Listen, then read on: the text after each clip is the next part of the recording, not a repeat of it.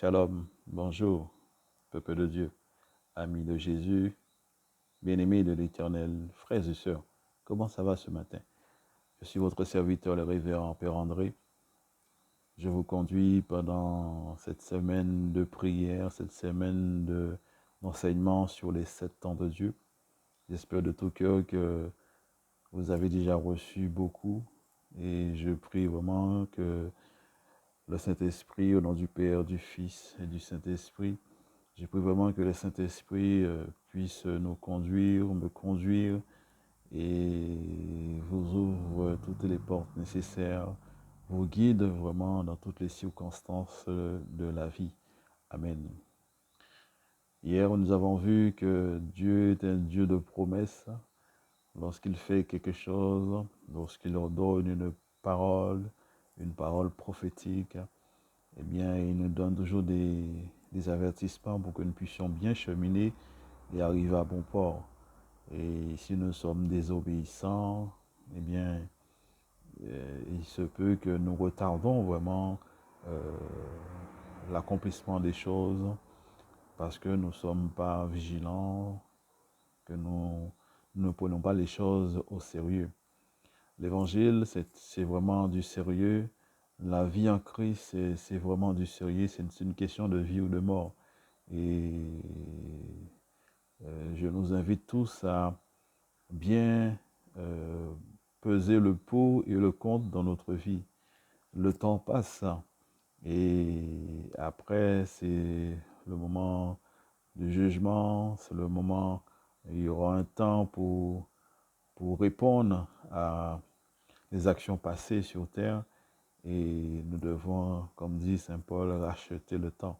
Ne laissons pas les préoccupations, les soucis de la vie, ne laissons pas Satan, l'ennemi, le diable nous voler notre temps par des occupations futiles, par des persécutions inutiles, mais plaçons-nous sous l'abri du Très-Haut pour pouvoir avancer petit à petit vers notre destination. Dieu a tant aimé le monde, Amen, qu'il a donné son Fils unique, afin que quiconque croit ne périsse point, mais qu'il ait la vie éternelle. C'est une belle promesse, hein. Nous sommes tous dans cette promesse, hein. Mon ami, si ne le sais peut-être pas, mais Dieu a déjà fait une promesse sur ta vie et tu dois rentrer dans ta destinée dans cette année 2021. Je prie vraiment que cela arrive dans ta vie. Je prie vraiment que les choses se débloquent et que tu vois un changement dans ta vie. Amen. Eh bien, ce matin, nous allons parler de l'espace-temps. Sachez que quand Dieu fait une promesse, Dieu nous donne des directives et le temps que cela s'accomplisse, il y a un laps de temps entre le début et la fin. Eh bien, il y a des choses qui se passent, comme nous l'avons vu avec Élie, entre le temps que Dieu a donné la parole à Élie, qui va avoir de la sécheresse, hein, eh bien, et le temps que ça s'est accompli, eh bien, il s'est passé des choses. Élie a été nourri par des corbeaux, il a été nourri par ses 2 veuves, et c'était pas facile, hein, pour le prophète, mais il a été quand même obéissant. Mais si vous lisez un peu la suite du livre euh, avec l'histoire d'Élie, eh bien, vous allez voir que ça n'a pas été si facile pour lui, parce que même lui, il a commencé à douter, il a commencé à se lamenter aussi, parce qu'il était pourchassé et c'était pas facile. Bien, dans notre cas aussi, nous pouvons nous trouver comme cela. Nous pouvons nous trouver dans une situation où nous avons l'impression que les choses ne bougent pas. Il se peut peut-être, mon ami, que ça fait des années, tu es dans la même situation. Ta situation ne change pas. Tu vis peut-être une situation de célibat et tu vois les autres se marier, les gens de ta famille, et le temps passe. Et tu vois que toi-même, tu restes toujours dans cette solution, dans cette situation, et que ta situation n'évolue pas. Et d'un point A à un point B, on l'appelle l'espace. Ce qui se passe entre les deux, eh bien, il y a beaucoup de choses qui se passent entre le point A et le point B. Le point A, le jour où tu as décidé vraiment d'entrer dans cette vocation du mariage, et le point B, le jour où cela se réalisera, eh bien, il peut se passer des années, mon ami. Et si tu n'es pas vraiment accroché au Seigneur, si tu ne gardes pas vraiment sa parole, si tu ne restes pas dans la prière accroché, avec le temps, eh bien, les épreuves aussi, eh bien, tu peux baisser les bras et ne plus voir les choses comme tu l'avais vu au départ. Et cela est très important de pouvoir euh, rester toujours euh, rester toujours dans le temps de Dieu et savoir discerner que même si la situation n'a pas encore évolué, ce n'est pas une raison pour ne pas rester fidèle à Dieu. Est-ce que je parle à quelqu'un ce matin? Ce n'est pas parce que notre situation n'a pas bougé pendant une année, 2 années, que nous allons nous mettre à ne plus obéir à la parole de Dieu, ne plus aller à la messe, ne plus faire les choses. Non, au contraire, c'est pendant cette période de temps que nous devrions vraiment euh, forger notre caractère spirituel.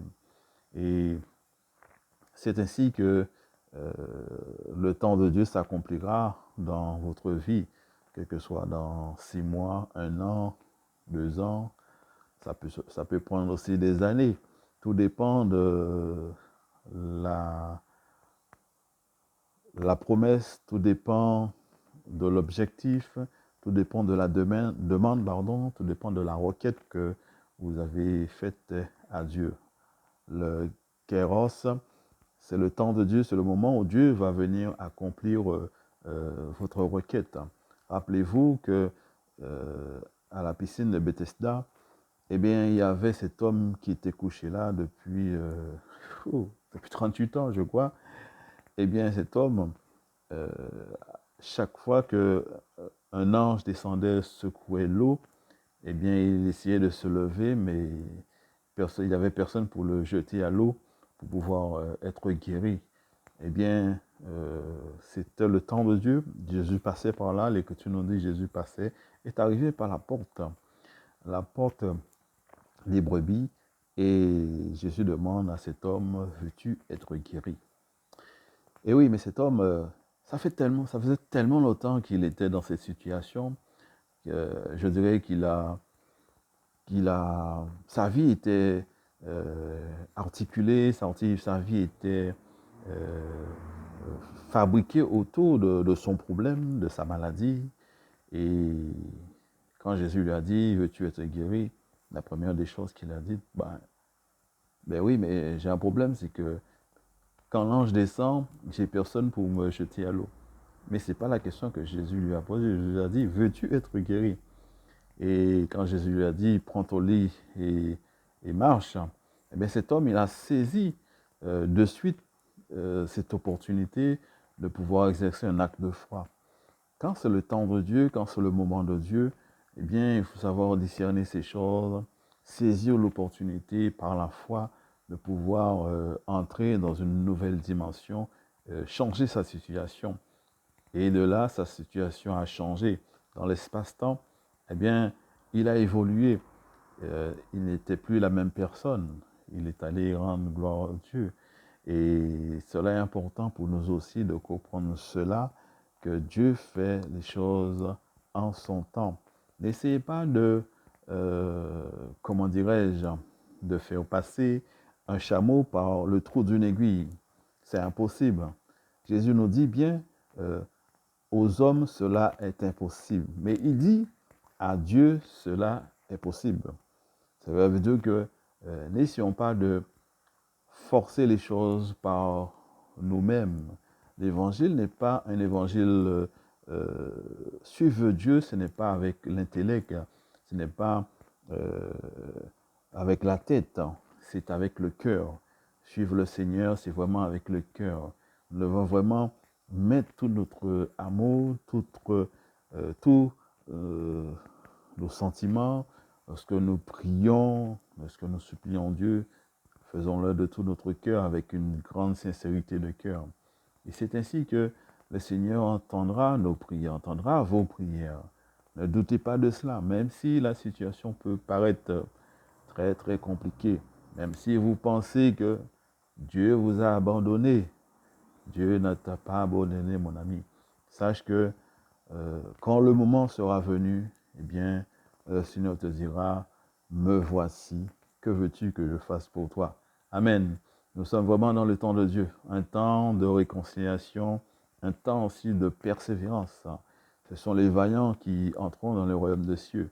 C'est vraiment une grande joie pour nous de savoir cela, que les efforts que nous faisons maintenant, eh bien, porteront les fruits et porteront du fruit, et que quoi que nous fassions, eh bien, le Seigneur a toujours un regard favorable sur notre situation. Je prie ce matin que la paix du Seigneur soit avec vous. Je prie vraiment ce matin que la grâce du Seigneur soit avec vous.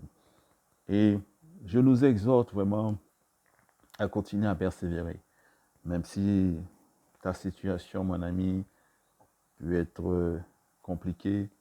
Tu n'as peut-être pas de travail, tu n'as peut-être pas euh, d'argent pour manger ce matin, mais sache que si tu reçois ce message ce matin, reçois ce message avec la foi et tu verras la gloire de Dieu dans ta vie. Je te bénis ce matin afin que tu puisses persévérer et continuer le bon combat, le combat de la foi. Je vous bénis au nom du Père et du Fils et du Saint-Esprit. Amen. Allez dans la paix du Christ. Bonne journée.